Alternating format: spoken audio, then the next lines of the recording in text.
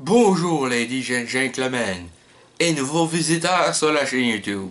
Ici Mr Flamingo et bienvenue pour cette vidéo critique de Méchant Père Noël 2. Donc, Méchant Père Noël 2 met en vedette Billy Bob Thornton, Brett Kelly, Christina Hendricks, Ryan Hansen, Kathy Bates et Tony Cox. Méchant Père Noël 2 raconte l'histoire de Willy qui est un cambrioleur et de son associé, un nain, Tony Cox. Pour commencer la présentation du film, sachez que, contrairement à son prédécesseur, Méchant Père Noël 1 sorti en 2003, ce film-là, cette suite n'a pas eu le succès escompté parce que les critiques ont été quand même assez négatives en son égard. À cause de sa vulgarité notamment, de ce que j'ai pu comprendre en lisant certaines critiques. Et je trouve que c'est pas très justifié parce que moi j'ai passé un bon moment. Certes, c'est vulgaire.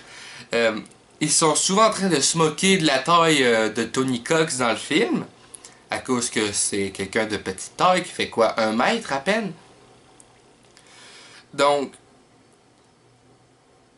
j'ai trouvé ça un peu chiant pour lui, mais d'un certain point de vue, c'est drôle parce que c'est ses réactions qui rendent le tout drôle. C'est pas le fait qu'on l'écœure sur sa taille. Et c'est aussi le fait que le film soit assez vulgaire, avec des propos assez... des fois, ça peut être des propos racistes, après ça, pervers, ces affaires-là. Mais c'est sûr que c'est pas parce que Père Noël est dans le titre que c'est un film conseillé aux jeunes enfants. Bien au contraire. Je vous le dis tout de suite, si vous avez des enfants, n'allez pas voir ce film-là avec eux autres parce qu'il y a le mot Père Noël dans le titre. Oh que non. C'est très déconseillé parce que c'est vulgaire et tout. Je pense qu'aux États-Unis, le film est classé R pour Restricted, mais je suis pas sûr. Tout ce que je sais, c'est que pour nous, au Québec, il est coté 13 ans et plus. Ça a été aussi pour Deadpool qui était coté R aux États-Unis. Malgré sa vulgarité et tout le reste, je trouve que le film a un certain charme. Bon, je n'ai pas vu le premier, ok. Sur ce côté-là, je manque peut-être de quoi. Il paraît que le premier est assez bon et bien coté. Mais je vais le voir prochainement, j'espère. Je vais me le trouver en DVD pas trop cher et je vais l'acheter. Enfin bref. Donc, malgré sa vulgarité et tout le kit, j'ai passé un très bon moment. Certes, c'est vulgaire comme j'ai dit, mais est-ce que ça justifie les mauvaises critiques? Je pense pas. Simplement parce que dès qu'il s'agit d'une comédie avec des propos des fois sexuels, vulgaires tout simplement, ou racistes, homophobes, ce qui est un peu le cas dans ce film, euh, à cause qu'ils, des fois, ils sont souvent en train d'écœurer Tony Cox sur sa taille dans le film. Bon, je veux dire le mot nain, ok? Ils sont souvent en train de l'écœurer parce que c'est un nain. Mais à part de ça, je pense que c'est pas justifié. L'affaire, c'est que à toutes les fois qu'un film comique sort au cinéma, les critiques lui chient à la gueule. Les films, les comédies normales, les comédies vulgaires... et c'est ça que je comprends pas. On dirait que juste parce que c'est pas un film d'auteur, ils se permettent de chier à la gueule. Moi, je me dis, ben, plus tard, si j'écris des scénarios comme j'ai envie de faire, je me dis, j'ai envie d'écrire des scénarios de films de ce genre, mais qui vont être bien reçus. Parce que c'est sûr qu'on prévoit pas ça à l'avance, mais je me dis, je trouve ça tellement dommage qu'un film, même vulgaire à ce point, mais avec du potentiel, se fasse écorcher comme ça.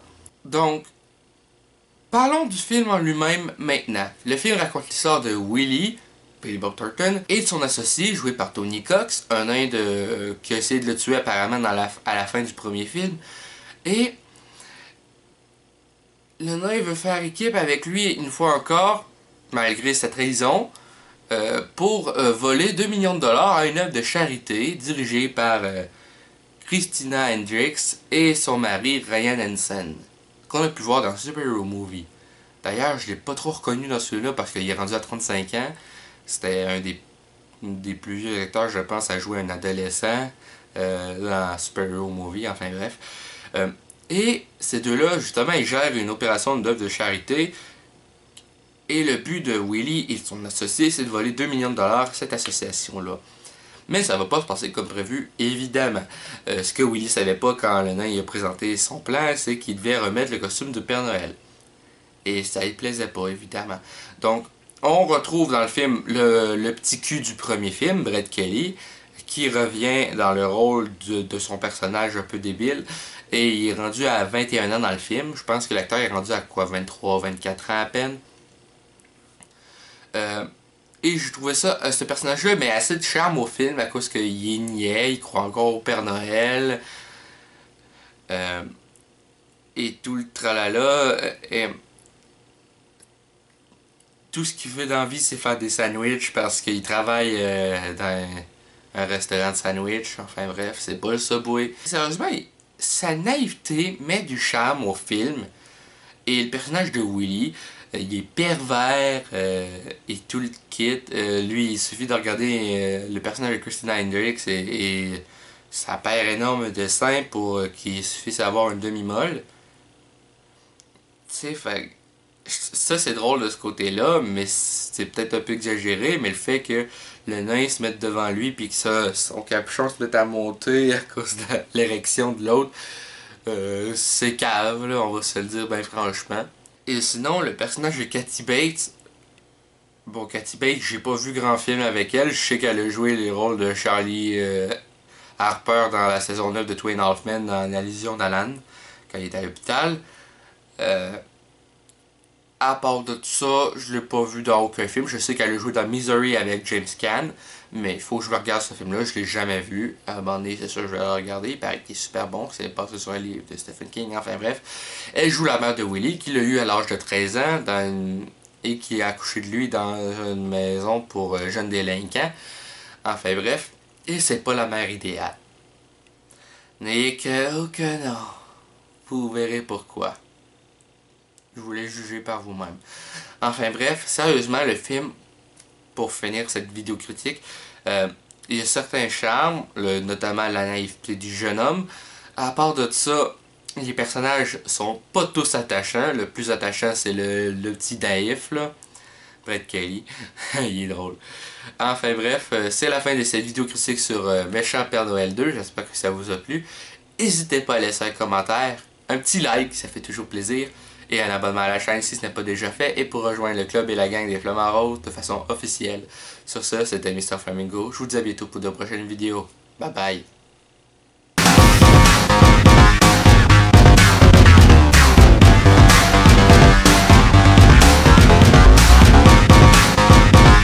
Hey le grand, c'est quoi que t'attends pour t'abonner sacrément?